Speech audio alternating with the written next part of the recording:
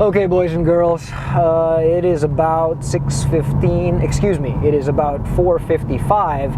I'm going to get to Dublin by 6:15, about 90 kilometers away, going through the town of Ballycanoe on the R741 in Southern Ireland, and I'm going to get off Irish roads for the moment because Lord knows I really desperately want to get off Irish roads. But just one last thing, okay? It rains a lot in this country. I mean, this country is no stranger to rain. And all I can say is I would not want to be on these roads if there was any sort of rain, any sort of standing water, any sort of slickness, because they're edgy enough as it is. Add just a little bit of lubrication on there and all bets are off. I can't even imagine what it'd be like to drive. All right, enough Irish roads for now.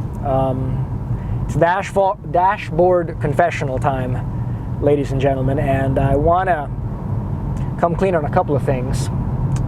As many of you know, I major purpose of this trip is to mend fences with my sister, and I thought I'd just spend a moment going over in a little bit more detail exactly where that's all coming from. I feel like we've shared so much this trip. What's a little more? I guess I should start by saying that really, I don't think there could have been anyone that my sister would have chosen to marry who would have measured up.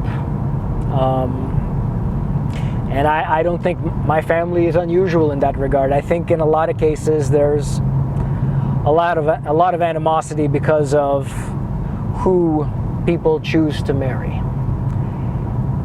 And unfortunately, my family was no exception, and we really did make life very uncomfortable for Coleman, my brother-in-law. And by extension, we made life uncomfortable for Claudine when they lived in the States.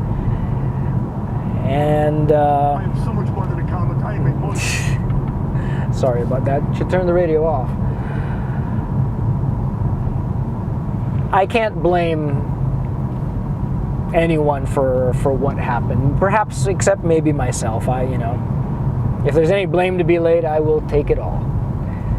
But once that cycle starts going of recriminations and making someone wrong and making yourself right, people get defensive, people get angry, people withdraw.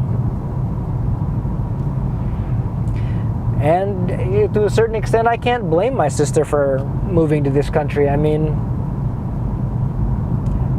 I think to a very large extent,